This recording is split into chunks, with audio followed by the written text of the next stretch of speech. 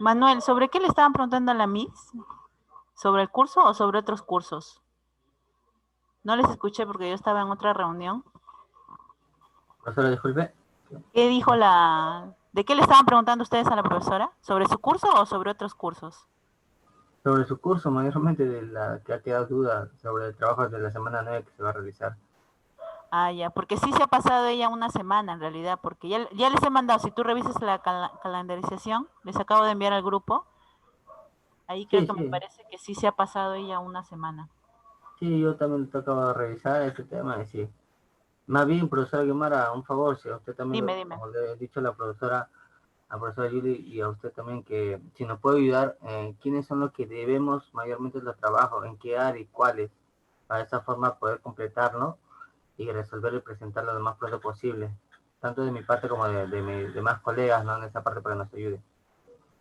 Pero Manuel, en ese caso ahí es que cada uno entra a la plataforma y ve qué es lo que ponen los profesores y eso tienen que presentar. Porque todo, en realidad, las notas van a salir de la plataforma, en realidad. Por eso yo les dije a ustedes, ¿te acuerdas la primera vez? Les dije, todo se hace en la plataforma. Entonces la plataforma vota, tú por ejemplo pones tu foro, ¿no? Respondes tu foro. Ya, la plataforma ve, o sea, todo es automático, ¿no? Aparece que tú has comentado y está bien. Ya, ahí hasta ahí estás bien, ¿no? Luego la profesora pone, dice, pone un libro y dice, no, digamos, ¿no? Yo no sé qué habrá puesto. La verdad que yo no entro a la plataforma. Y les pone un video y dice, comenten, ¿no? Ya, ahí también la plataforma eso lo vota como nota y sale un promedio también. Entonces, si ustedes no cumplen con lo que dice ahí, tal y cual como dice ahí, entonces no les va a registrar, pues, ¿no? Entonces, ustedes lo que tienen que hacer es entrar a la plataforma. Ahí está todo. Los profesores tienen, bueno, a ustedes yo no les envío esto, ¿no? Pero los profesores tienen un horario donde colocan el material. Por ejemplo, la profesora Yuli debió colocar el material ayer, los domingos. Ella debe colocar el material los domingos. Cosa que el día lunes ustedes ingresan y pueden ver ahí lo que van a hacer la clase, pueden ver la tarea que está pidiendo, de repente pone un link, de repente varias cosas. O sea, no solo es que van a hacer como en el ciclo pasado que nosotros le poníamos la clase y solo usábamos el foro, ¿no? No, esta vez hay otros materiales que ustedes tienen que presentar. Ustedes tienen que comentar libros, comentar videos, hacer tareas y todo está en la plataforma. Si tú de repente hay algo que no has resuelto en la plataforma, ahí eso es lo que te falta, nada más. Claro, Más otra cosa no hay. porque yo he visto, profesora, he entrado a la plataforma, si me Ajá, entiende, he entrado y he respondido tanto a los profesores que dejan, ¿no? Tarea semana 1, tarea 2, tarea 3, algo así están dejando. ajá, ya, También en el foro también respondo, ajá. pero a lo que me doy cuenta, no sé si los profesores estarán revisando o no están revisando, pero yo veo que también cuando dejan tarea, ahí dice, tu trabajo ha sido enviado a tal fecha, falta por revisar. Y bueno, no Ajá. sé si lo estarán revisando ese tema también, porque quisiera saberlo. Ya, eso sí, entonces vamos a hablar con los profesores para decirles que sí, ellos tienen que revisarlo, ¿no? Entrar para que lo vean, para que comenten y hacer eso, ¿no? Claro, porque Este, yo mismo me comunico con ellos, con los profesores, para que lo revisen o no, ajá, claro. pero no sé si lo estarán revisando, pues por eso. Ya, entonces eso voy a comentar en el grupo de docentes para decirles que eso tienen que revisarlo. Porque sí, de ahí, además ustedes también tienen, como ya habrán visto en el ciclo pasado, trabajo de investigación que les va a dejar el profesor, así como hicimos, trabajo de exposición que le va a dejar hacer un video, y eso más que nada, esas son sus notas, de eso salen sus notas. Y también, ahora como les he comentado ahí también en el grupo de WhatsApp, ustedes tienen examen, que puede ser por rúbricas o puede ser por cuestionario. Por cuestionario son preguntas que cada profesor le va a hacer. Por ejemplo, para este mes, ya no va a ser de repente, si el mes pasado la profesora la profesora Yuli trabajó con rúbricas, este mes le toca trabajar con cuestionario. Y a la profesora Rina le toca hacer rúbricas y a la profesora Yuli cuestionario. Entonces va a ser así. Va a ser igual que el mes pasado, ¿ya? Entonces ya les mandé la fecha del examen. ¿Ya? Entonces ya tienen ya esa información ahí. En el grupo de WhatsApp todo. Si ustedes tienen alguna duda, alguna pregunta, háganlo al grupo del WhatsApp, no hay ningún problema. Ahí también están los profesores. Todos los profesores que les enseñan a ustedes ahora Están en el grupo de WhatsApp. Entonces, ustedes pueden ahí cualquier pregunta, cualquier duda que tengan. ¿Ya? Les recomiendo no estar preguntando a los profesores dentro de su hora de clase porque le quitan el tiempo a la profesora o al profesor, ¿no? Entonces, ya se pasa la hora, ¿ya? Entonces, ahora doy paso a la profesora Rina para que continúe con su clase. Ya. Cualquier duda por el WhatsApp. Gracias, chicos.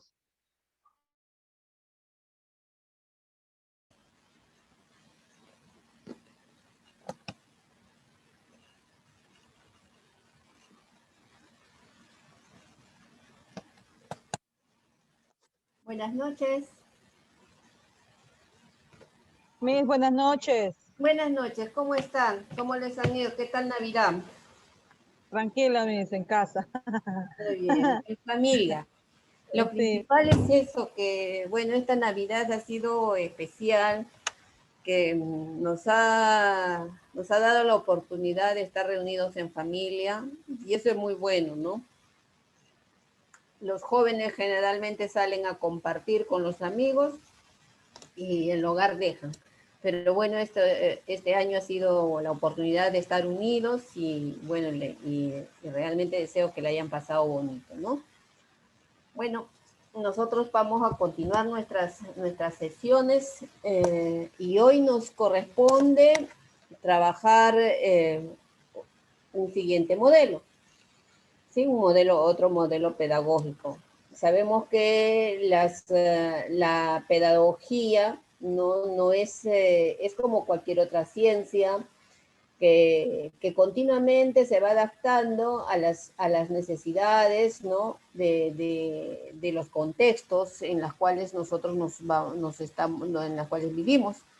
Entonces, pero se mueve a paso lento, ¿no? Entonces, hay ciencias como la medicina, las ciencias de la medicina, las ciencias, por ejemplo, la tecnología, son, ¿no? Son ciencias que están avanzando, pero a pasos agigantados. Y en cuanto a la educación, vamos a ver este modelo y ustedes mismos se van a dar cuenta cómo vamos avanzando nosotros, ¿no? Desde el sector de educación.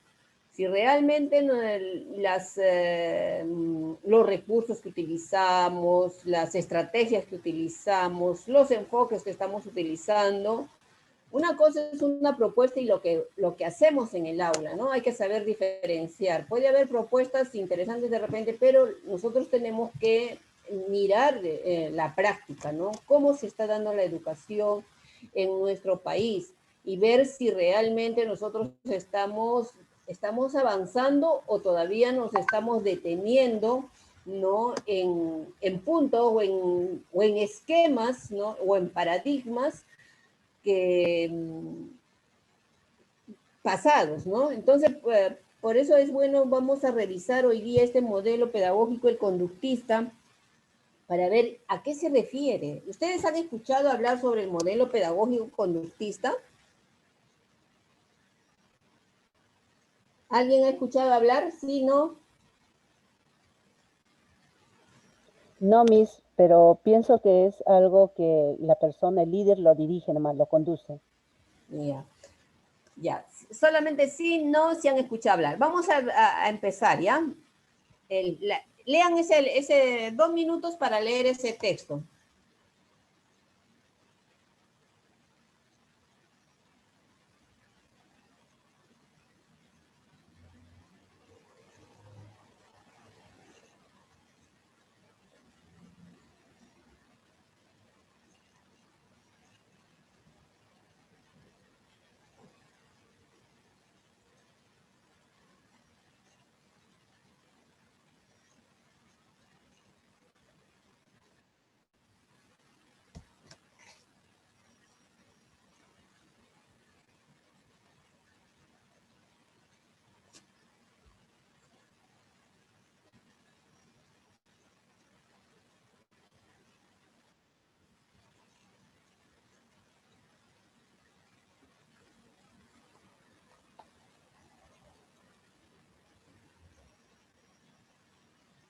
Muy bien.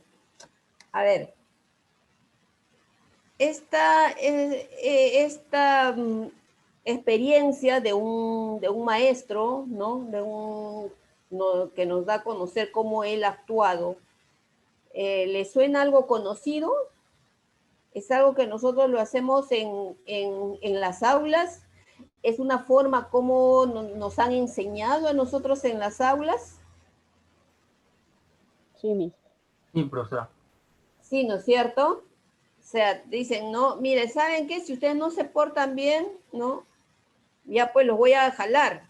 ¿Y qué hacemos nosotros? Como me van a jalar, entonces inmediatamente respondo a eso de una manera que tengo que aceptar lo que me dice el profesor, ¿no? Muy bien, pero es una orden, ¿no es cierto?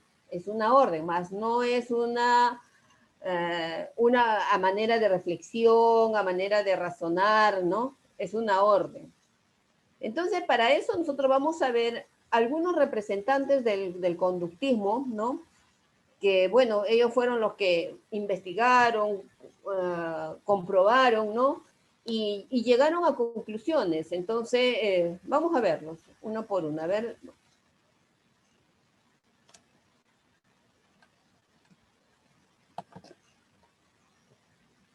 Vamos a ver el primero. A ver, observen esa imagen, ¿sí? Observen, miren cada una de las imágenes. Son 4 imágenes.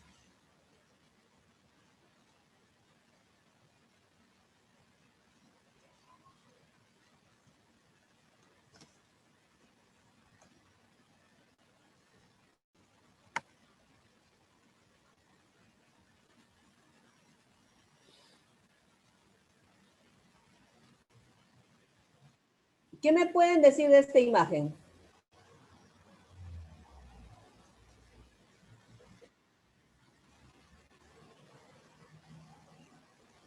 ¿Les lleva algún razonamiento? ¿Les lleva alguna reflexión o alguna idea? ¿Les lleva a estas 4 imágenes?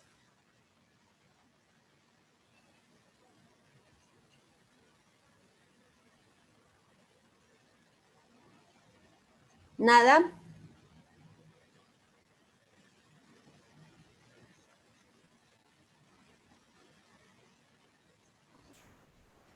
Profesora, esa figura mayormente nos enseña, es como indicarle el entrenador o la persona está enseñando a su mascota.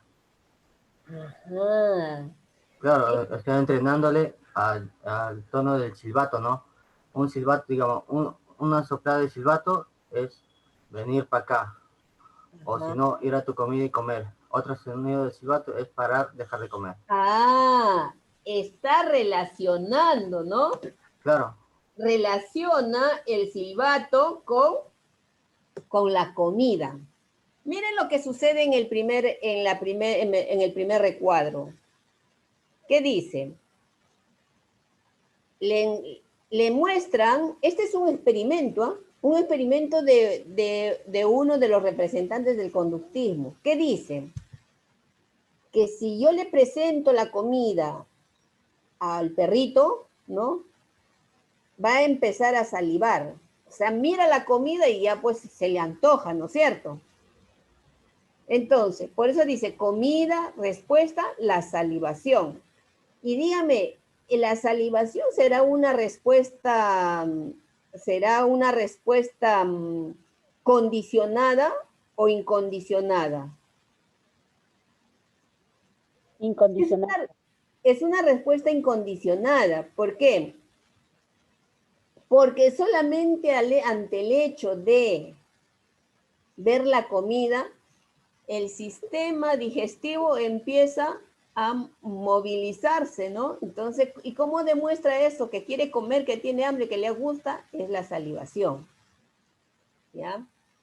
En el segundo recuadro, miremos. En el segundo recuadro nosotros miramos un pito, un silbido, un silbato, y al perrito no, ni le va ni le viene, ¿verdad? El silbato, una respuesta, no tiene nada, no tiene salivación. Porque el silbato no es para comer, no es de su interés ni lo conoce. Muy bien. Vamos al tercer recuadro. Ahora, como decía nuestro compañero, ¿no? Ahora le presenta el silbato junto con la comida, o sea, mientras le va, seguramente, mientras le presenta la comida, va silbando. Entonces, o silba, hace sonar el silbato y le presenta la comida. Entonces el perro, al ver los dos juntos, el silbato más la comida, y empieza a salivar. Esa es una respuesta incondicionada también. Después, en el cuarto recuadro, ¿no? Mira el silbato, el perro mira el silbato y ya lo relaciona con la comida. Entonces, empieza a salivar. ¿Por qué? Porque ve silbato, dije, ay, ay, si suena el silbato es que ya viene mi comida. Entonces, por lo tanto, la parte fisiológica del animal empieza a moverse, a responder a ese estímulo. Entonces, ¿quién hizo todo este experimento? Este experimento lo hizo Iván Pavlov. Miren en qué año. 1849, él nació en 1849 y falleció en 1936. Él es fisiólogo ruso, es un fisiólogo, ¿no? ¿Y qué hace un fisiólogo? El fisiólogo ve las funciones y los mecanismos que se desarrolla de un sistema vivo, o sea, dentro de un ser humano, dentro de un animal, dentro de un insecto, cómo funciona, ¿no? Sus sistemas, ¿no? Entonces, ¿qué dice él? Que el condicionamiento clásico es un tipo de aprendizaje, o sea, el modelo conductista es un tipo de aprendizaje con el que un individuo responde a un estímulo que no produce de manera obligada dicha respuesta. Aquí vemos el perrito, ¿no? Salivar, ¿no? Primero le presentas la carnecita, la comida y saliva. Cuando le presenta la campanita o el silbato, no hay nada. Cuando presenta ambos, entonces comienzan a salivar. Porque ya está el silbatito, la campanita con la carne. Y luego cuando ya no le presenta la carne, pero sí le presenta la campanita, comienzan a salivar. ¿Qué dice qué dice Iván Pavlov? ¿Cuáles son esos elementos? El estímulo incondicionado, la respuesta incondicionada, el estímulo condicionado y la respuesta incondicional, ¿no?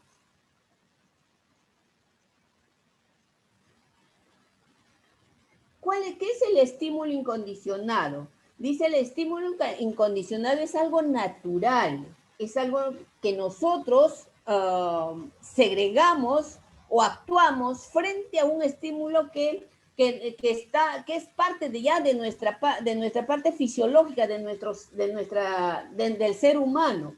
Es la capacidad de generar una respuesta autónoma y de manera regular a una persona o forma de vida.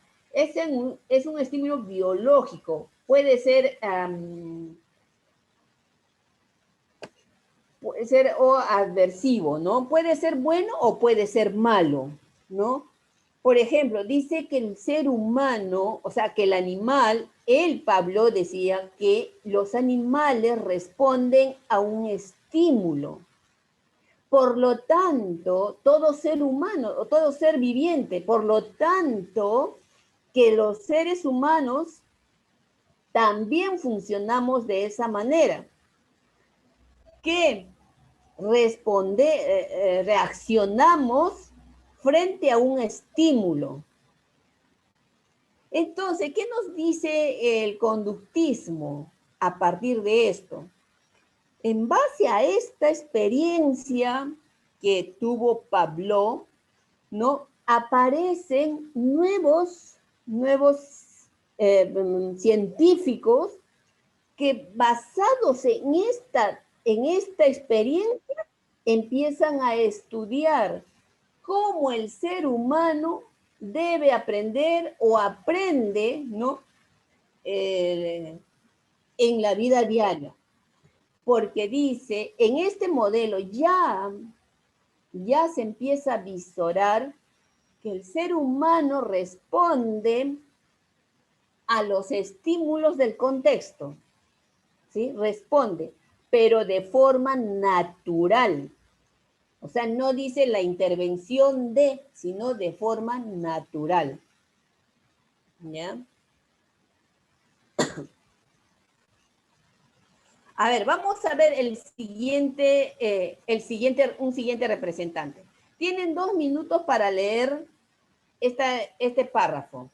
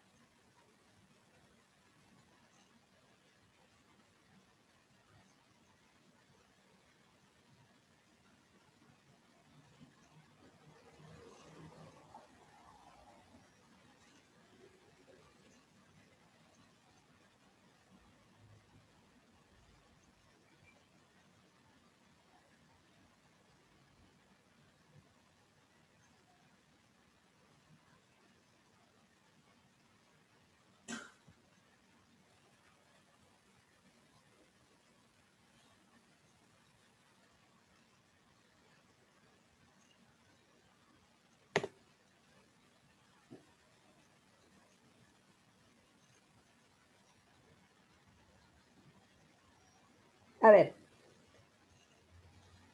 ¿cuál será la idea principal de este párrafo?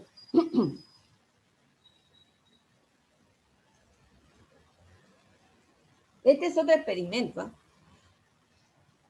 Porque esta teoría se basa en todo lo que es empírico, ¿sí?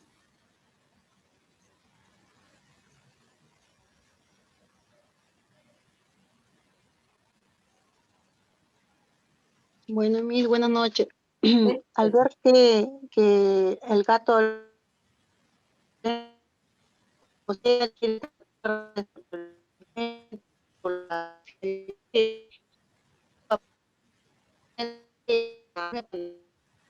sabe cómo salir y qué jalar para poder salir de la caja. En este caso es, ¿no? el arañar el botón o el aro y de forma así definitiva salir. ¿Y qué sucede? Inmediato salir. Ya descubre eso y ¿qué sucede?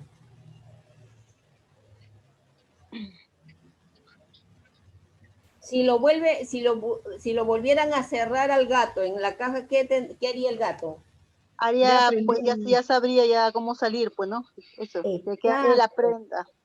Hará una segunda vez, hará el mismo intento. El mismo intento por donde salió, claro. Ya, y vuelve a intentar, y se da cuenta que haciendo eso va a salir, ¿no es cierto? Ya, exacto. Muy bien. Entonces, esta teoría, ¿qué nos dice con este ejemplo? Y el representante o quien hizo este experimento es Edward Lee Sorday. Él es de Estados Unidos, 1874 y 1949. ¿Se dan cuenta? Mira qué años están ellos, ¿no? Y esto es como él dice, ensayo-error. Es el condicionamiento instrumental conexionismo que dicen, ¿no? O sea, cuando una persona también comprueba y ve por dónde es el camino, entonces, ¿no? Va a seguir y va a encontrar y va a tomar eso como parte ya para resolver sus problemas, ¿no? Eso se llama ensayo. Consiste, dice, en establecer una conexión instrumental definitiva entre la conducta apropiada y la recompensa a la que conduce. Es decir, se aprende una conducta que es un instrumento para obtener una recompensa. Por eso decíamos, ¿no? Alguien, alguien puede irse, o sea, alguien puede irse, ustedes o nosotros. ¿Por qué estudiamos? ¿Por qué estudiamos? ¿Por qué queremos tener una profesión?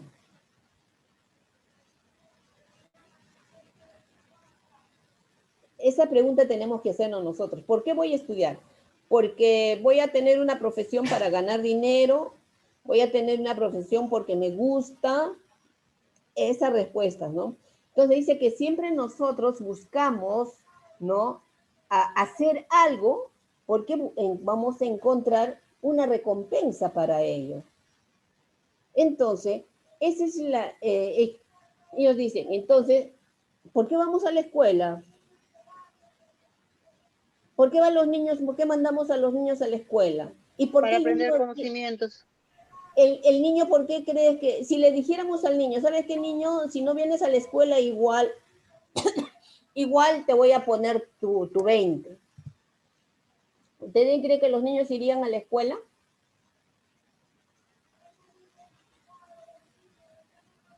¿Ustedes creen que irán los niños a la escuela? Si le decimos que, mira, No, ya no irían, pues, porque sin ir le van a poner no irían. dice, si igual me va a dar ir o no ir a la escuela, me van a poner mi 20, entonces ya no voy a la escuela, pues, ¿no? ¿Cuántos dirían? Serían muy pocos los que realmente dirían, no, yo quiero aprender. ¿No? Porque hoy en día estamos hablando de una sociedad, ¿no? Una sociedad un poco más conformista, tal vez. Leía un libro que decía que los jóvenes de hoy son menos empáticos, ¿no? O sea, que igual les da, es la sociedad del facilismo, igual les da porque saben que alguien les va a proporcionar lo que necesitan, ¿no? Son una sociedad que está más metida en la parte tecnológica y tienen pocas oportunidades para mirar el contexto e involucrarse, ¿no? Entonces, eh, eso por eso dice que, por ejemplo, en este ejemplo del gato, ¿no? Él dice, no, si el gato comienza a probar, a ver, muevo esto, muevo lo otro, entonces voy hasta lograr mi cometido. Entonces, si logro, entonces la siguiente vez vuelvo a probar y ya me da resultados, entonces ya por ese es el camino por el que tengo que seguir para aprender. Entonces, todavía aquí no se ve que hay ese paso de hacer el ensayo-error, pero no se mira todavía aún la cuestión reflexiva, ¿no? La cuestión crítica. Entonces, esta es otra forma de ver una de las propuestas del modelo conductista. A ver, vamos a una siguiente. A ver, lean, tienen unos 3 minutos, este es un poquito más fuerte, 3 minutos para leer.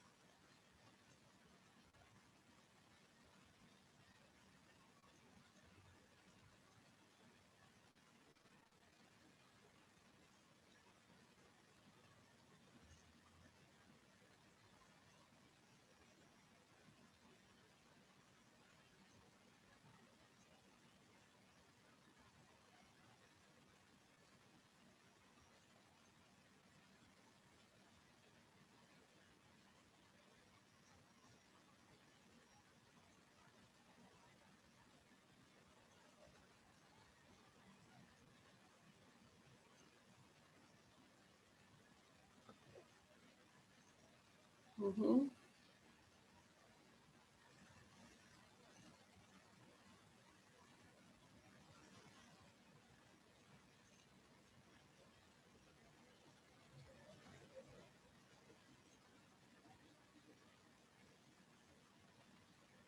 A ver, ¿qué le pareció el experimento?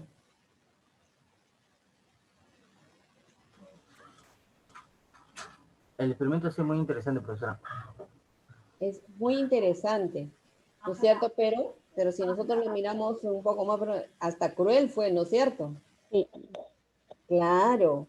Entonces, para él es Watson. Él es el padre ya del conductismo. El basado ya en la propuesta de Pablo, entonces él quiso experimentar en seres humanos. O sea, Pablo lo hizo en un perro, pero él dijo que si es algo fisiológico, ¿no? Entonces también puede ser en los seres humanos igual. A ver, vamos a ver.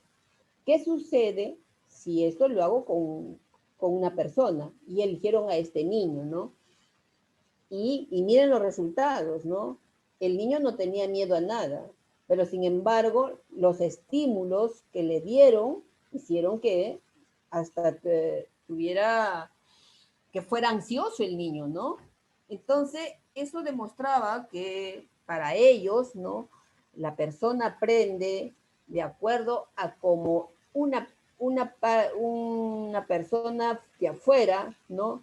Le va dando ciertas pautas y cómo lo va condicionando su sentimiento del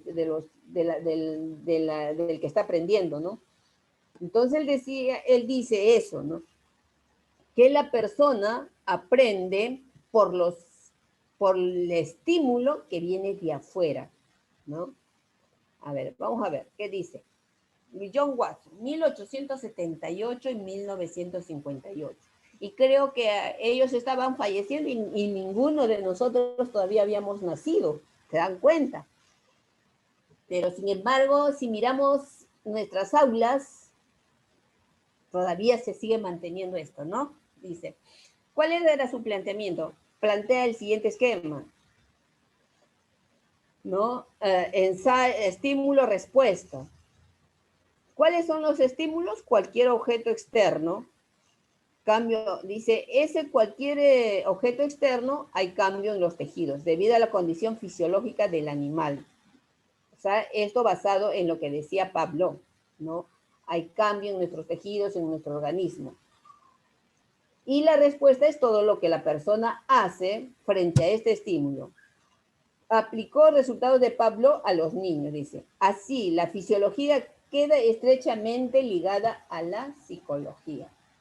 ¿Sí? Muy bien. Entonces, solamente vamos a ver en esta oportunidad a 3 representantes, pero hay muchos más representantes, ¿no? Que han aportado a este modelo pedagógico del conductismo, ¿no? De tal manera que este modelo se ha quedado impregnado en nuestras escuelas y hasta el día de hoy, ¿no es cierto? Hasta el día de hoy se ve. ¿Por qué? Cuando nosotros estamos en un aula y un niño se mueve, corre, ¿no? Está inquieto, ¿qué le decimos? Mira, si no te callas, si no te pones en tu sitio, te voy a bajar la nota, voy a llamar a tu papá, te voy a castigar, o simplemente lo castigan pues también, ¿no? Algunos. Entonces, todavía se mantiene esto. Entonces, la forma de enseñar también, hablábamos en la clase anterior, hablamos del modelo tradicional. Este es uno de los modelos también tradicionales.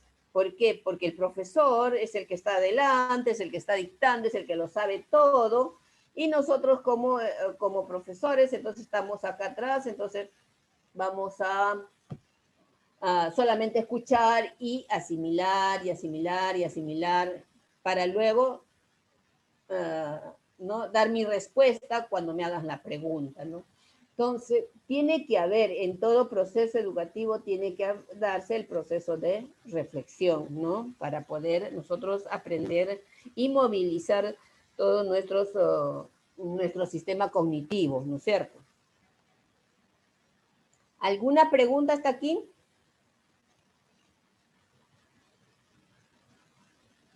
Nosotros tenemos que ir relacionando estos modelos pedagógicos, ¿no?, con la educación actual en nuestras escuelas. ¿Por qué? Porque nosotros tenemos que ser docentes de vanguardia, docentes, ¿no?, ya del siglo XXI, ¿no?, que nos vamos para un proyecto educativo del 2036. Entonces ustedes van a regresar de aquí, pues será de acá unos 2 años o 3 años. Imagínense, ¿no?, la responsabilidad que ustedes tienen como maestros para ya dejar de lado todos estos modelos, coger lo bueno, porque tampoco son malos, ¿no? No son malos totalmente, pero coger todo lo bueno de estos modelos para poder nosotros avanzar en el desarrollo de la formación de las personas, ¿no? Por ejemplo, de acá, aquí este modelo, por ejemplo, ya, vamos a seguir mejor. Listo. El modelo conductista dice, ¿cuál es su propuesto? ¿Cuál es la parte así central del modelo conductista? Dice, fijación y control de los objetivos instruccionales, formulado con precisión y reforzado minuciosamente. Transmite conocimientos, códigos y destrezas y competencias bajo la forma de conductas observables, equivalente al desarrollo intelectual de los niños. Se trata de una transmisión parcelada de saberes técnicos mediante un adiestramiento experimental. Ajá. Cuando nosotros decimos fijación y control de los objetivos instruccionales, formulado con precisión y reforzados minuciosamente, solamente transmite conocimientos. ¿Qué es lo que nos está diciendo? Que todo lo que nosotros vamos a aprender en la escuela nos los dice el currículum, ¿no es cierto? Por ejemplo, nosotros hemos aprendido con el DCN, ¿no? No con el currículo nacional actualmente, sino nosotros hemos aprendido con el DCN. En el DCN, ¿qué te decía, no? Todo lo que tú, por decir en comunicación, todos los temas que tenías que aprender. Y de memoria. Por ejemplo, te decía, hoy día vas a aprender, por ejemplo, el uso de la tilde. Y tenías que aprenderte primero la definición de la tilde, ejemplos con tilde y luego la práctica. Eso es lo que te decían que es. En cambio, ahora ahora sí hay otras formas de aprender eso, ¿no? Ahora dice, se trata de una transmisión parcelada de saberes técnicos mediante un adiestramiento experimental. ¿Qué quiere decir saberes de una transmisión parcelada? Transmisión parcelada quiere decir fragmentada, o sea, cada curso por su lado, o sea, matemática por un lado, comunicación por otro lado, ciencia y ambiente, ¿no? Personal social por otro lado. Entonces, cada uno hace sus cursos, como decir, cada uno trata sus temas de forma independiente, ¿no? Entonces, la propuesta de hoy ya no es eso. Ahora nosotros tenemos que aprender a interrelacionar áreas. Entonces, ya no tenemos que hablar de cursos, ya no tenemos que hablar de áreas. Ahora tenemos que mirar de qué manera esas áreas las trabajamos de una manera conjunta, ¿no? Integrada. Porque no podemos seguir pues así de una forma parcelada, porque cuando uno cuando aprende de forma parcelada, fragmentada, cuando se nos presenta una situación, problema, ¿no? No le damos la solución con una sola mirada. Hacemos uso de diversos aprendizajes, de diversos conocimientos para poder solucionar un problema. ¿No es cierto? Entonces, por eso esta propuesta conductista aún mantenía eso, ¿no? Entonces ya vamos viendo de qué manera este enfoque o este modelo todavía se mantiene hasta en nuestro currículo, todavía se mantiene, ¿no? Porque a los profesores nos cuesta trabajar de forma integrada a las áreas. No, hoy día me toca, hago mi horario dice matemática, dice comunicación, y todavía no podemos integrar áreas, ¿sí? Entonces, ahí estamos viendo que todavía mantenemos este modelo pedagógico conductista. ¿Cuáles son las características de la escuela conductista? Dice, tiene sus raíces en el realismo moderno, descubrir la realidad, o sea, ya es moderno, pues, o sea, de 1800 ya más o menos entramos en la edad moderna, ¿no? Descubrir la realidad basada en una investigación científica moderna, o sea, ellos experimentan la teoría, lo que ellos dicen, ¿no? Que nosotros, por ejemplo, que el hombre o la persona, el ser vivo, responde a un estímulo, lo han experimentado con el niño, han experimentado con el perrito, han experimentado con un gato y otros habrán hecho otros experimentos, ¿no? Entonces, ellos se basan en eso, en la experiencia, ¿no? Por eso dice, son estudios empíricos. Dice, concuerda con los realistas que el cuerpo es materia en movimiento. La conducta es el producto de las interacciones con el ambiente, dice, ¿no? ¿Sí? Entonces, por eso les decía, ¿no? Esto es que nosotros respondemos a los estímulos del contexto, del medio ambiente, ¿ya? De lo que existe en la vida real. Dice, rechaza la autonomía humana y el libre albedrío de la filosofía. ¿Qué quiere decir? O sea, ¿qué quiere decir esto que cuando dice rechaza la autonomía humana? Quiere decir que no creen que una persona sola puede aprender. O sea, dice que los seres humanos no somos autónomos. Y hoy en día, en el nuevo currículum, se propone desarrollar la autonomía del aprendizaje, que la persona sea autónoma, sea capaz de tomar sus propias decisiones, sea capaz de participar cuando desee, ¿no? Entonces, y el libre albedrío de la filosofía ¿qué te dice? La filosofía te dice que el ser humano es un ser pensante, es un ser que razona, que piensa, que imagina, ¿no? Entonces, esa es la parte de la filosofía, que piensa, que puede cuestionar, que es cuestionador. Y el conductismo dice que no, que la persona no es autónoma, ¿no? El conductismo se propone, dice, como una teoría psicológica que toma como objeto de estudio lo observable y no el alma, la conciencia o cualquier otra entidad inmaterial y por lo tanto imposible de estudio objetivo. Y toma como base la observación dentro de los lineamientos del método científico. El método científico tiene que comprobar lo que dice, ¿no? Entonces, para ellos, para el conductismo, ¿no? No existe el alma, no existe todo aquello que no se pueda observar y comprobar, ¿ya? Entonces ellos todavía, imagínense en qué año, pues también estaban recién descubriendo cómo nosotros los seres humanos aprendíamos, ¿no? Estaban investigando, estaban probando, pero hoy en día, si nosotros leemos sobre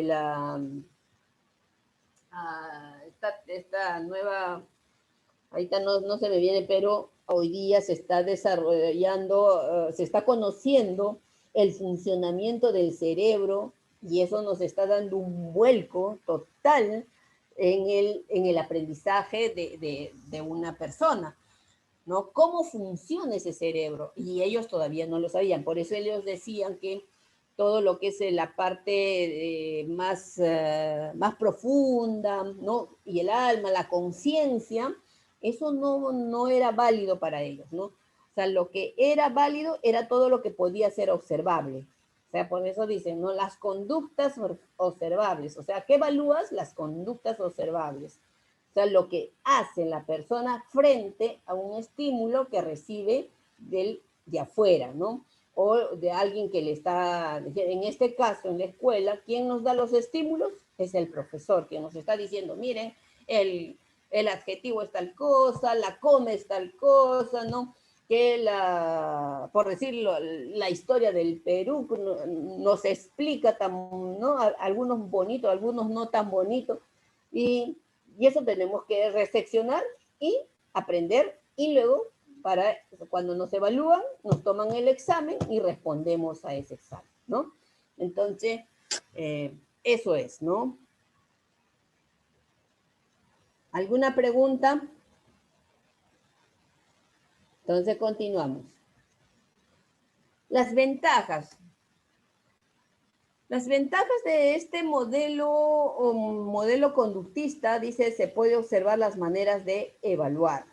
Otra ventaja es que modifica el comportamiento dando oportunidad de dar refuerzo. O sea, si nosotros vemos que, por ejemplo, si yo quiero que los niños se porten bien, entonces los castigo, pues. Entonces los muchachos, por temor a que me castiguen, ya no hago lo que quiero hacer.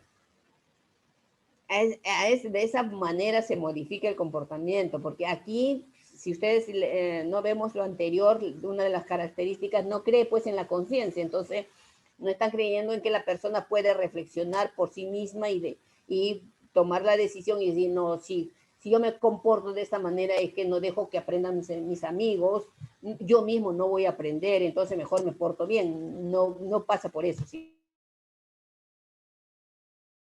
Y te portas mal, te voy a jalar en el curso, o para la próxima ya no me entras a mi clase. Entonces, esos son los estímulos que recibimos y por los cuales el comportamiento se cambia pues de la persona, pero por obligación, por mandato, más no por reflexión.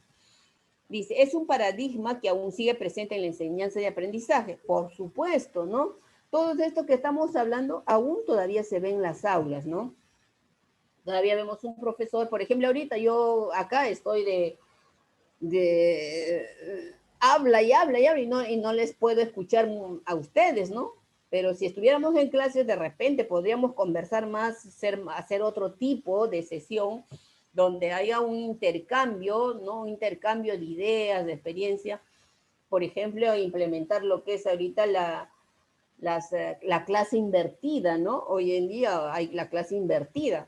Por ejemplo, ¿y en qué consiste una clase invertida? Una clase invertida es cuando el estudiante sabe de antemano lo que va a aprender o lo que van a hacer la siguiente clase. Entonces, se promueve que lean, que busquen información, y cuando vienen a la clase ya no es una sesión de que el maestro comience a hablar y hablar y bla, bla, bla, bla, sino hay un intercambio de ideas entre todos, entonces, y se enriquece, pues, y enriquece el aprendizaje de todos, y también se puede ir descubriendo cosas interesantes, ¿no? Entonces, aquí todavía aún persiste ese paradigma, ¿no? De que terminado la clase o terminado el bimestre, empiezan los exámenes, recién me toman, me evalúan, ¿no? Entonces, esas cosas todavía, ¿no? ¿Y cuáles son las desventajas de este modelo pedagógico? El intento de predecir, controlar la conducta de forma empírica y experimental. ¿Qué dice? ¿En esto qué quiere decir? Que, yo quiero que mis estudiantes sean así bien educaditos, digo, ¿no? Ya, eso digo, van a ser bien educaditos. Entonces, para que sean bien educaditos, voy a hacer tales cosas. Eso se dice, ¿no? Controlar la conducta de forma empírica y experimental.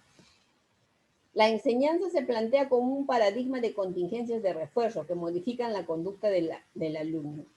O sea, que voy a estar por repetición. Ahí hablamos por repetición, o sea que si yo le digo, ya, ¿no has aprendido de esto? Bueno, ya, esto tenemos que volver a repetir, tenemos que volver a hacer. Y eso es como refuerzo, ¿no? Dice, como yo de tanto, así como el gatito, ¿no? De tanto estar buscando, probando y encontró la forma de salir, entonces dice que así se aprende. ¿no? Así vamos a aprender. Entonces, mi alumno no aprendió y le refuerzo hasta que aprenda, pues, por fin, ¿no? Y la otra desventaja es condiciona al alumno a realizar actividades previamente definidas. O sea, ¿quién hace las clases? ¿Quién dice yo tal, voy a hacer tal cosa, tal cosa, tal cosa? El maestro. En algún momento le hemos preguntado a los estudiantes, a ver, estudiantes, ¿qué podemos hacer para aprender tal cosa? No preguntamos eso, ¿no es cierto? Entonces yo voy con mi clase magistral, llego al aula y digo, ya, bueno, niños, saquen sus papeles, pongan, o saquen su lapicero, saquen su papel, y empezó la clase. Entonces comienzo a hablar, bla, bla, bla, bla, pero el estudiante no participó en nada, ¿no? Sin embargo, hoy, sí, pues se busca que el participante, que el estudiante sea partícipe activo desde la planificación de las sesiones, y eso se va a lograr cuando en nuestras escuelas estemos trabajando por proyectos, ¿ya? Entonces, cuando trabajamos por proyectos, el estudiante participa desde el inicio hasta los resultados de los proyectos. Entonces, ustedes se tienen que preparar para trabajar de esa manera, porque ya está entrando en las aulas el trabajo por proyectos integrados y cuando ustedes salgan, ya me supongo que ojalá que no nos vuelva a ganar estos paradigmas, porque realmente cuando se está viendo un cambio, se regresa nuevamente a lo mismo. ¿Ya? Muy bien. Ahora, en este modelo, ¿cuál es el rol del maestro? El profesor dice, prescribe, pone la norma, pone las reglas. O sea, el estudiante no participa en nada. ¿Ven? El niñito lo mandó al rincón porque ¿qué habrá hecho el pobre, no? Elige los contenidos de la programación, ya, muy bien. Y desde el currículum, ya está lo que vamos a aprender en la escuela. Es el sujeto del proceso. O sea, él es el líder, es el jefe, es el dueño del aprendizaje. O sea, por eso decimos que el estudiante hasta aquí todavía solamente es una persona oyente nada más, ¿no? Todavía no es partícipe. En este modelo todavía no es partícipe. Y el rol del alumno es obedece y sigue las normas, calladito. Los recibe y es el objeto del proceso. ¿Se dan cuenta? O sea, que el maestro es el sujeto del proceso y el alumno es el objeto. Porque ¿cuál es el objeto de mí? O sea, el maestro dice, ¿cuál es el objeto de mi estudiante? Que aprenda mi estudiante lo que yo le voy a enseñar. ¿Se dan cuenta? Entonces, eso es lo que nosotros tenemos que mirar y ver de no hacerlo, ¿no? Entonces, para eso nosotros estamos mirando cuál es la postura de estos modelos para ver si está todavía impregnada en nuestra práctica o no, o ya de repente nosotros ya estamos con otra mirada, ¿no? Con otra mirada donde el estudiante pues sea el sujeto activo, ¿no? No es un sujeto pasivo, sino es un sujeto activo. Esto ya lo hemos visto, después ya sea ahí que se quede en el PPT. ¿Listo? ¿Alguna pregunta?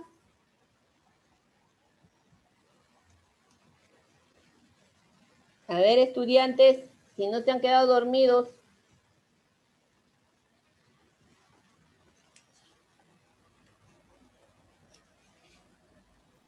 Profesora, buenas noches. Sí. Profesora, una consulta. A medida, bueno, anteriormente, como usted sabe, la educación era diferente a la actual ahora, ¿no? Pero, Claro.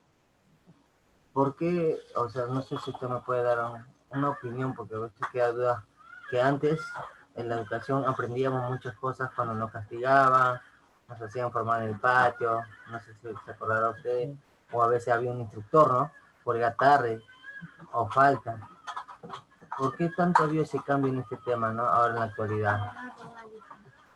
Ya. Mire, pues, mire, justo la que tú me estás diciendo, ¿no? Dice que antes aprendíamos porque si no nos iban a castigar, nos iban a, o sea, castigos de cualquier forma, jalándonos, dándonos con la correa, jalándonos de los cabellos, ¿no? Muchas veces. Por miedo, pues. O sea, la forma que nosotros nos han dicho que debemos aprender. Miren la forma del conductismo, pero esa es una postura muy antigua ya. Entonces, hoy día una sociedad necesita de seres, de personas, ¿no? De personas que sean emprendedoras, que sean propositivas. Entonces, cuando nosotros solamente aprendemos por estímulo y solamente reaccionamos a esos estímulos, entonces tenemos poca oportunidad de ser activos en la sociedad. Cuando nosotros tenemos una reunión, por ejemplo, incluidos maestros, no salen las preguntas, nos quedamos calladitos porque tenemos temor a que nos digan que lo que estamos diciendo o haciendo está mal, ¿no? Entonces, antes aprendíamos, pero por eso, por el miedo, ¿no? Por temor. Sin embargo, hoy en día se está dando mayor espacio para que los estudiantes aprendan a ejercer ciudadanía plena, ¿sí? Porque si nosotros miramos nuestro contexto actual, miremos cómo está en la parte política, cómo estamos tan fragmentados. Son como 20 y tantos partidos políticos y cada uno tiene sus adeptos, ¿no? Entonces, ¿qué nos ha pasado para estar tan divorciados unos de otros, ¿no? Entonces, no hay todavía una mirada más profunda, una mirada sociológica que nos ayude a comprender esta situación. Entonces, nosotros, por eso dice, ¿no? Que hoy en día el ciudadano debe aprender para asumir con responsabilidad, ¿no? Y ejercer su ciudadanía, que se haga responsable de su vida, no que estemos esperanzados en que alguien nos va a tender la mano o alguien nos tiene que cuidar o alguien nos tiene que dar para nosotros poder vivir adecuadamente, ¿no? Porque uno de los enfoques de hoy en día es el enfoque del desarrollo humano, y el desarrollo humano está centrado en la formación de la persona, ¿no? Que una persona pueda desarrollar todas sus habilidades, todas sus competencias y pueda responder adecuadamente a las problemáticas que se nos presente pues en nuestra vida, ¿no? Así es. ¿Cuál es tu nombre, hijo? Manuel, profesora, Manuel Estelo. Manuel Estela. Muy bien. A ver, ¿alguna otra pregunta? Si no, ya para cerrar el curso. Sí, Miss. ¿Desde cuándo aparece esta nueva currícula? ¿Desde qué año? Este modelo. Sí. Este modelo empieza pues con el nacimiento de Watson. Anteriormente ya teníamos a Pablo, teníamos a Skinner, teníamos a Thorndike. Entonces John Watson más o menos en 1915,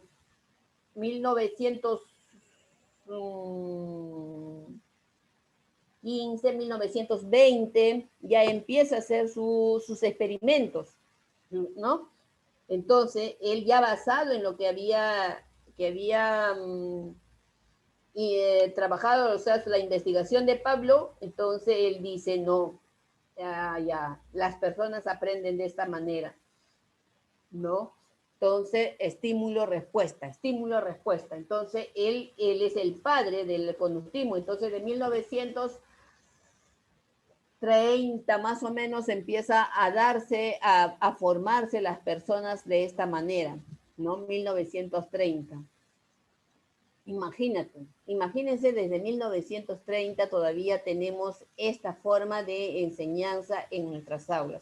Así es que nosotros tenemos que revolucionar nuestra aula, porque nosotros tenemos que formar personas, porque creemos que toda persona piensa. En ellos decían que no hay conciencia, ¿no es cierto? Entonces, ahí está. ¿Tenemos conciencia o no tenemos conciencia?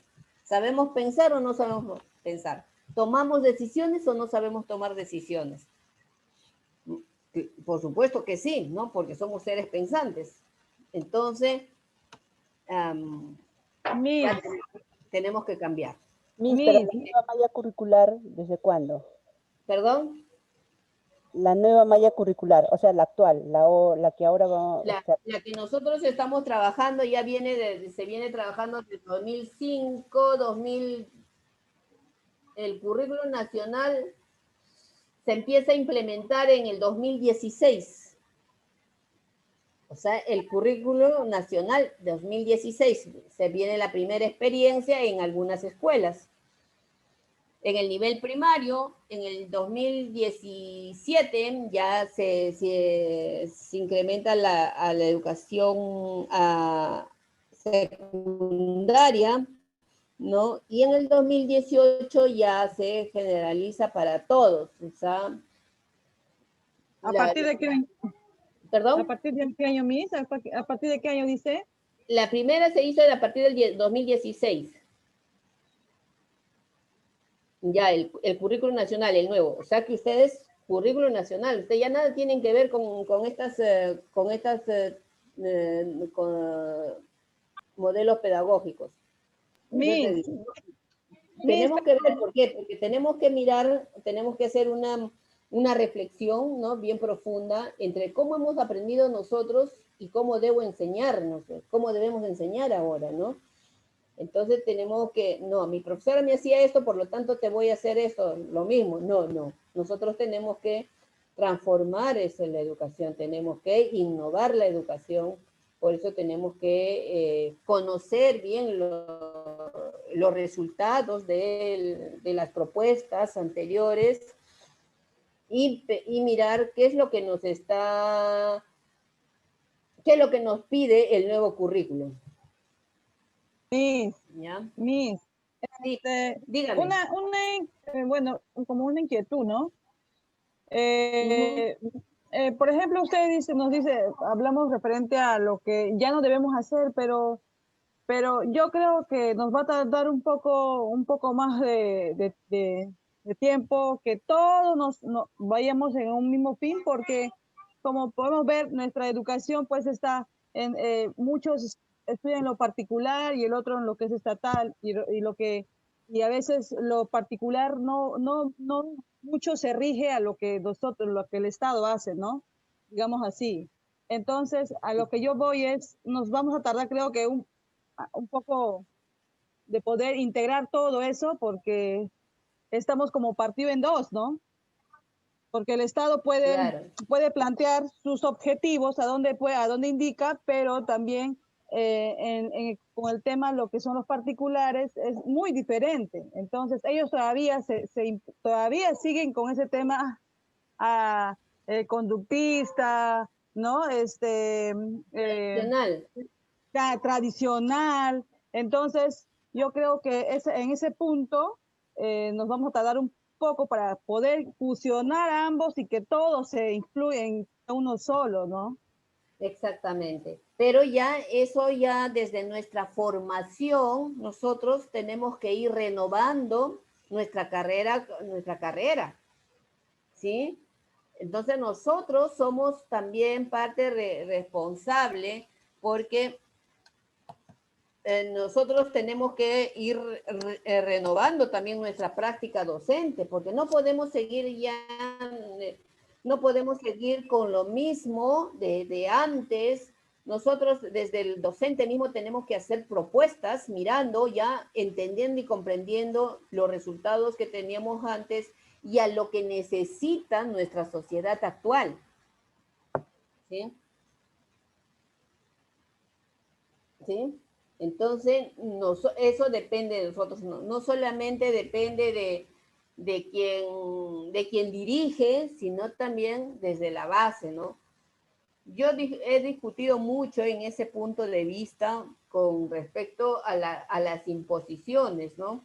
Porque a veces las imposiciones las hacen a rajatabla sin darle un pequeño espacio para que el docente sea capaz de hacer su propia propuesta, ¿no?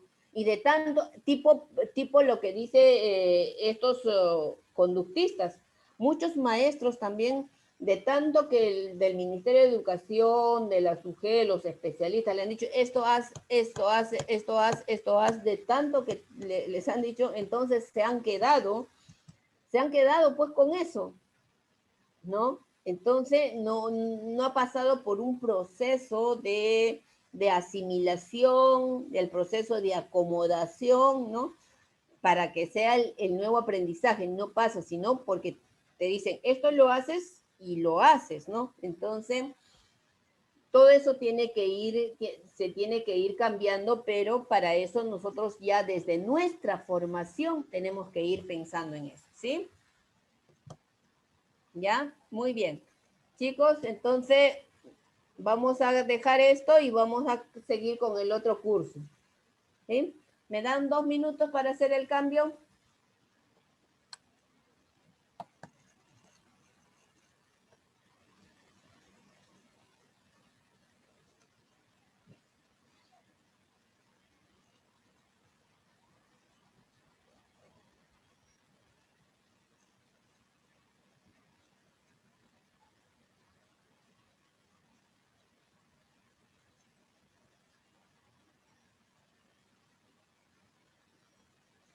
Muy bien, Hermelinda.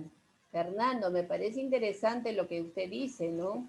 Muy bien. Muy bien, al niño le gusta la escuela si las clases son didácticas y si lo hacen con una enseñanza dinámica. Genial, claro que sí. O sea, ¿qué va a hacer un estudiante cuando va a la escuela, no? Si se divierte y aprende con lo que le gusta, van a querer ir todos los días. Por eso yo le decía a mis maestros, cuando yo trabajaba con maestros, le decía, nuestra aula tiene que ser como una novela, dejarle en el punto más interesante, ¿no? Para que al día siguiente se levanten con las ganas de ir para ver qué continúa. Así tenemos que hacer nuestras sesiones de clase.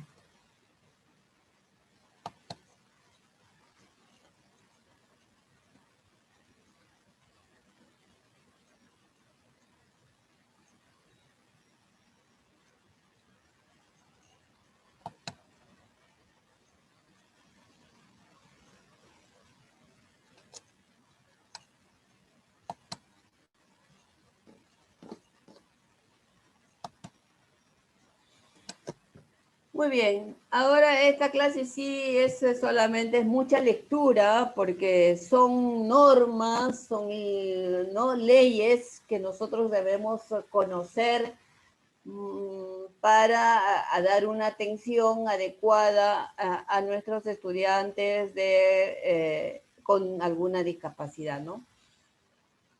Ahora sí me escuchan. ¿Se ve la imagen? Sí, Miss. Ya. Ahora vamos a hablar un poco de la normatividad sobre las áreas de intervención desde el Estado en las diferentes áreas, dice, en lo educativo, en el trabajo, en lo social, ¿sí? Entonces, pero sobre todo esto es lectura, porque tenemos que saber qué normas, qué leyes, qué programas existen ¿no? que está dándose a partir del Estado para que nuestros estudiantes con alguna discapacidad o las personas en general con discapacidad tengan una atención inclusiva, ¿no? O sea, una de las propuestas, por ejemplo, del currículum es el enfoque de inclusivo. O sea, que en el inclusivo estamos metidos todos, o sea, no solamente los de discapacidad, sino todos. O sea, nosotros como peruanos que somos, tenemos derecho a todo en las mismas condiciones que cualquier ciudadano, ¿sí? Entonces, por lo tanto, a la persona con discapacidad se la debe considerar como tal, ¿no? Sin ninguna distinción. Por eso hablamos de inclusión, ¿ya? Entonces, nosotros tenemos una ley, la Ley General de la Persona con Discapacidad, ¿no? Que fue promulgada en el 2012, ¿no? Y que se basa en la Convención de las Personas con Discapacidad, que lo vimos en la sesión anterior, y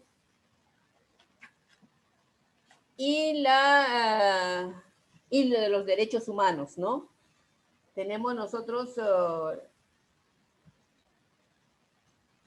tenemos la Constitución Política del Perú, tenemos los derechos humanos y tenemos la Convención, ¿no? de las personas con discapacidad. Entonces, en base a eso, todas las naciones tienen su ley, ¿no? Para personas con discapacidad. ¿Por qué? Porque a pesar de que se considera una persona en iguales condiciones que todos, de todas maneras se mantiene, ha habido o hay y existe, ¿no? Algunas formas de discriminar.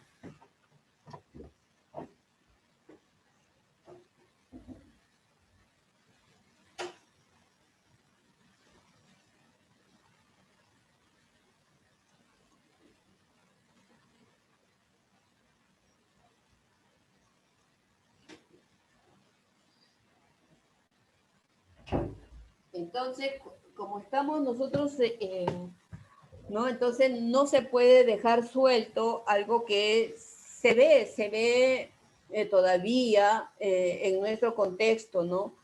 A veces somos un poco, podríamos decir, un poco malos, ¿no?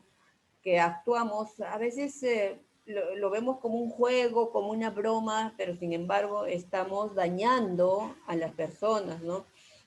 Por ejemplo, una persona, hablando de inclusividad, una persona que viene de una zona rural, ¿no?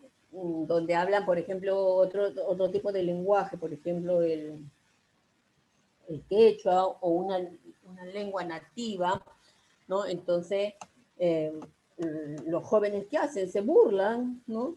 Y la persona va teniendo, ¿no? O sea, ciertas manifestaciones que no le ayudan a actuar de una manera adecuada. Entonces, frente a ello también se van creando normas, leyes que favorezcan la inclusión de estas personas, ¿no? Entonces tenemos una ley 2012, algunos programas o algunas normas todavía están con la ley anterior, la 27050, ¿no? Que fue la ley anterior, y que todavía no han sido modificadas. A veces el mismo sistema, ¿no? La administración pública a veces no se adecua rapidísimo también a los avances, ¿no? Entonces, ¿qué hemos visto? Dice el artículo 3 de esta ley general de las personas, dice, tienen los mismos derechos, ¿no? Dice, tienen los mismos derechos sin perjuicio de la especie establecidas en las normas, ¿no? Los mismos derechos que el resto de la población, ¿no? Y estos derechos están contemplados a partir, ¿no? De los derechos contenidos en la Declaración Universal de los Derechos Humanos, la Convención sobre los Derechos de las Personas con Discapacidad, ¿no? Y con los demás instrumentos internacionales sobre derechos humanos. Y aquí en el Perú tenemos la Constitución Política del Perú. Entonces, estos tres documentos, ¿no? le dan, ¿no? Le otorgan, ¿no? El derecho de igualdad a estas personas con discapacidad. Entonces tenemos nosotros como docentes, ¿ya? Y ustedes como futuros docentes, tenemos que conocer esa Declaración Universal de los Derechos Humanos. Tenemos que conocer los derechos fundamentales de la persona. Tenemos que conocer la Convención sobre los Derechos de las Personas con Discapacidad y tenemos que saber todo lo que es la Constitución política. La Constitución política muy poco lo leemos, lo trabajamos en las escuelas, sin embargo debemos trabajarlo. Ahora se ha pedido la vacancia, por ejemplo, hemos pedido la vacancia, el cambio de la Constitución de 1993, hemos pedido el cambio. Pero si nos preguntamos nosotros como ciudadanos, ¿no? ¿Sabremos qué dicen esa Constitución? ¿Sabremos cuál es el contenido de la Constitución? ¿Sabremos por qué estamos pidiendo cambio de Constitución? ¿No? Entonces nosotros tenemos, no digamos que si queremos, no, tenemos la obligación de conocer e interpretar adecuadamente el contenido de estos documentos, ¿sí? Porque somos docentes y basados en esos documentos nosotros tenemos que trabajar los aprendizajes de nuestros estudiantes, ¿sí? Por ejemplo, ¿qué dice en cuanto esta ley habla sobre diversos puntos, pero hoy solamente vamos a ver lo que es salud, lo que es educación y lo que es trabajo? ¿Ya? Son 3 puntos fundamentales. Hay muchos otros puntos que trata esta ley, pero ahí nos tomaríamos todo un mes. No me lo pongas ahí.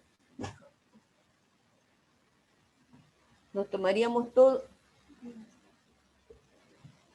un mes hablando de esta ley, ¿no?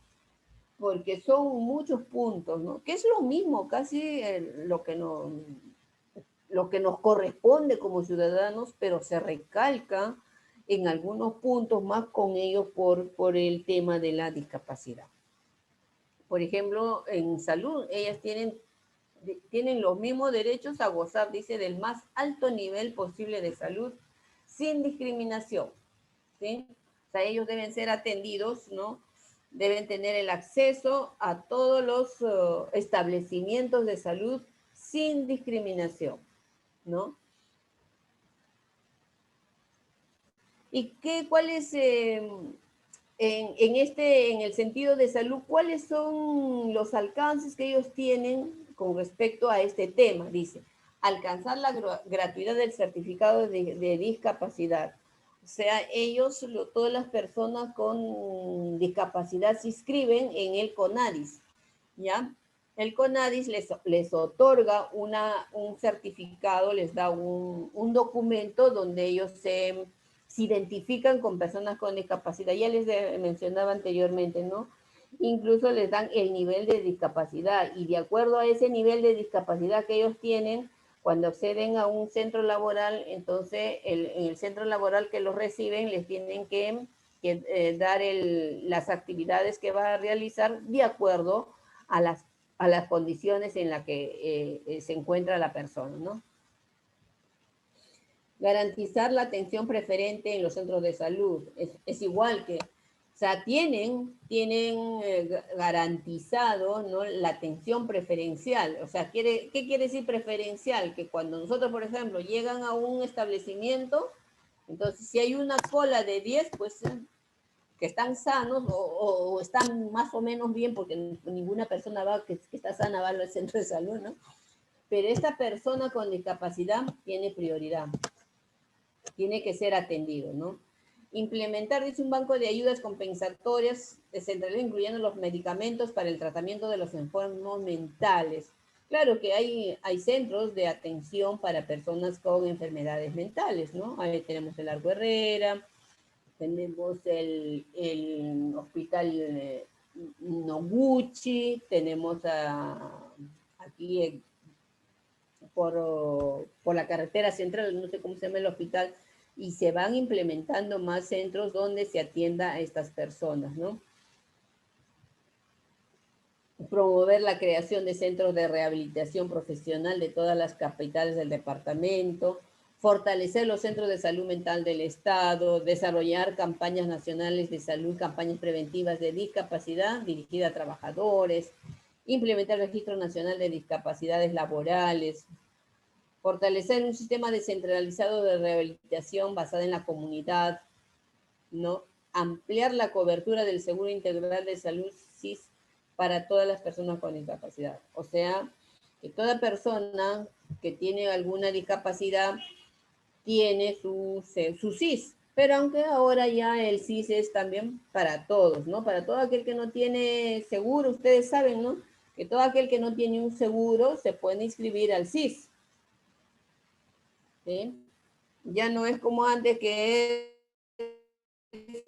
solamente los elegibles, ¿no? Ahora ya hay diversas formas de hacerse, de inscribirse uno al SIS. Ahora, en el artículo 35, derecho a la educación, ya hemos hablado que las personas con discapacidad tienen el derecho, pueden asistir a la educación básica normal, ¿no? De acuerdo a la discapacidad que tienen, ¿no? Y no pueden ser discriminadas. No, por decir, en este colegio, como yo encontré en una región donde yo fui a dar el curso de segunda especialidad a los directores, había una escuela que evaluaba a sus estudiantes de primer grado, ¿no? De primer grado para ver si entraban o no entraban a la escuelita, y era una escuela pública. Y eso no debe existir. No debe existir esa forma de discriminar, porque esa es una forma de discriminar. Bueno, tú en inicial no has aprendido, por lo tanto, no sabes leer y escribir, por lo tanto, no te corresponde. No, eso es jamás. Porque en la educación, en inicial, el niño no está obligado a aprender a leer y escribir. Aprender a leer y escribir se aprende en primaria. Si en inicial tuvieron los estímulos diferentes, unas formas adecuadas, puede hacerlo, ¿sí? Si en la casa el niño recibe estímulos de lectura y escritura, pero no a la mala, también es válido. Por ejemplo, si en una casa ustedes ven que el padre lee, la madre lee, los hermanos leen, entonces el niño de por sí, por ende, va a aprender a leer a los 3, 4 años, 5 años, pero porque ve leyendo, no porque le obligaron, ¿no? Entonces, hay forma de discriminar y por lo tanto la persona con discapacidad, si quiere ir a cualquier colegio, ni en la pública ni en la privada le pueden negar el ingreso, ¿sí? Y aquí hay una serie, ya nos va a ganar la hora, ¿no? En las instituciones, solamente para recalcar que en las instituciones de educación especial, desde que entran los niños con graves, severos y menos severos, reciben una educación para la vida. ¿Verdad? Por ejemplo, las personas que tienen problemas de motoras, por ejemplo, que no pueden sostenerse, ¿no? O con otros problemas graves, fuertes. Entonces, una formación para poderse, por ejemplo, atender ellos solos, ¿no? En la escuela reciben eso, en la escuela de educación especial. Sin embargo, en la educación básica regular, ahí reciben la educación tal como recibe otro estudiante, ¿no? Ya que los maestros debemos saber atender a nuestros estudiantes de acuerdo a sus niveles de avance, a sus niveles, ¿no? Entonces, un niño que tiene algún problema, alguna discapacidad, ¿no? Por ejemplo, un síndrome de Down, una persona que es invidente, por ejemplo, ¿no? No va a poder, no está avanzando igual que los otros. Entonces, el maestro tiene que adecuar sus situaciones de aprendizaje teniendo en cuenta ese público que tiene, no esos estudiantes que tiene. Entonces, pero sí tiene el derecho de ingresar. Por ejemplo, otra cosa que quería aquí resaltar es que, por ejemplo, la educación superior, ¿no?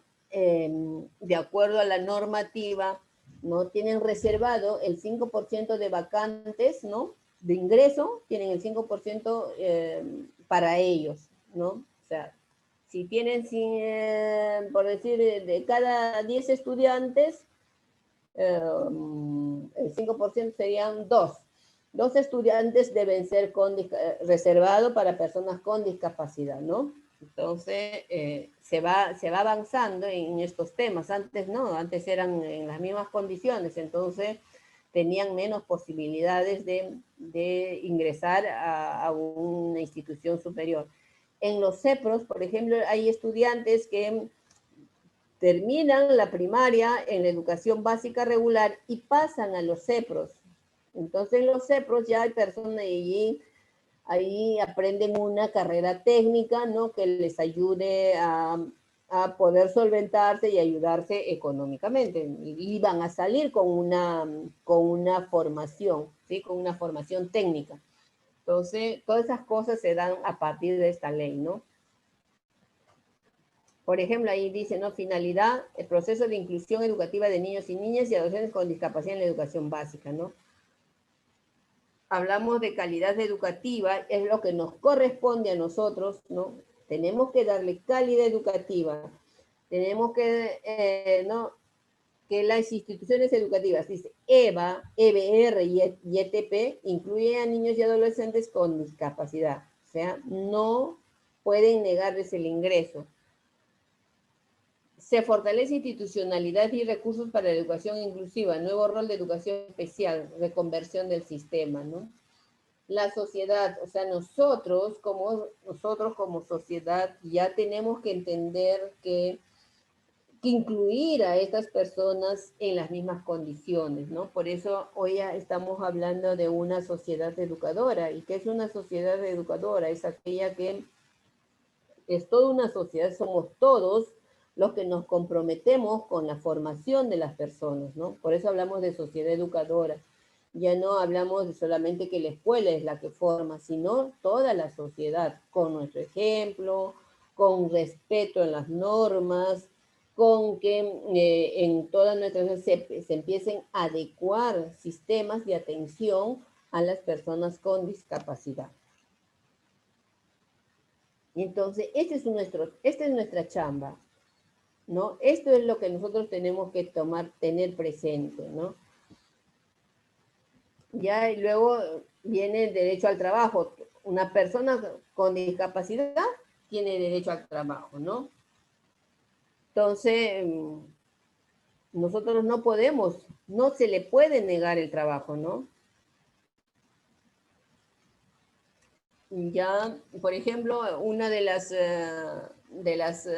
acuerdo a la ley anterior, por ejemplo, ¿no? Dice a las personas con discapacidad, a las personas, por ejemplo, con discapacidad, que son militares, que son del ejército, ¿no? O que son policías también, tienen fuerzas policiales y fuerzas militares, tienen 15 puntos ¿no? a favor, ¿no?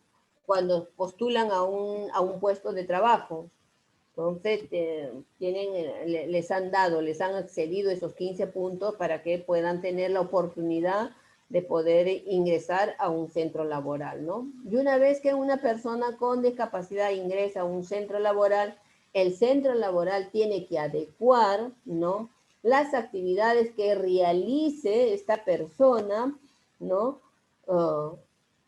Con el tipo de discapacidad que tiene la persona que ha postulado, ¿sí? No le podemos dar un trabajo que pueda de repente causarle algún daño, ¿no? Puede ocurrir un accidente, ¿no? Con esta persona. El centro laboral se tiene que preocupar en adecuar las actividades que va a realizar la persona con discapacidad. ¿no? Y dice, garantizar, y esto otra cosa importante es garantizar un porcentaje de participación de las personas con discapacidad en todos los programas sociales ajenos al Ministerio de Trabajo, ¿no? Hay muchos programas sociales, entonces tenemos que priorizar, ¿no? Tienen que tener acceso a los, por ejemplo, hace poco tuve en una experiencia de, por ejemplo, el programa Trabaja Perú. Es un programa que fue creado en esta época de la pandemia para personas vulnerables, pobres, y sobre todo a personas con discapacidad. O sea, este programa los tiene que aceptar sí o sí, si postula, ¿no? Tiene prioridad para ingresar a trabajar en este programa. Entonces se va haciendo justicia, ¿no? O se va nivelando el acceso de estas personas a todos los espacios de nuestro territorio, a todos los espacios laborales, educativos, de salud, ¿no? De participación en la toma de decisiones. Entonces ya se van visibilizando, ¿no? A estas personas que anteriormente estaban invisibles. Así es, mis estimados estudiantes. Bueno, creo que hasta aquí hemos llegado. Si no hay preguntas, ya les voy a subir los PPT para que puedan ustedes revisar y no finalmente para la evaluación final. ¿Sí? ¿O se han dormido? Buenas noches. Buenas noches. Ya, creo que se me han quedado dormidos ahora porque ya he hablado, bla, bla, bla, pero ya no importa. Bueno, les agradezco el haber escuchado, espero que les sea de interés de ustedes y que podamos revisar más bibliografía sobre esto para poder tener mayores argumentos, ¿no? Para nuestro trabajo mismo, ¿no? Nosotros mismos cómo vamos a atender a estas personas cuando nos toque estar ya en las aulas. Bueno, ahora sí nos despedimos. Buenas noches. Será hasta el próximo lunes. Y que tengan un feliz año, que la pasen bonito. Igualmente, Miss. Igualmente, Miss. Feliz año. Cuídense, Miss. Gracias. Celebren las vidas. Feliz año, hasta el próximo año. Feliz año, chicos, que les vaya muy bien. Igual.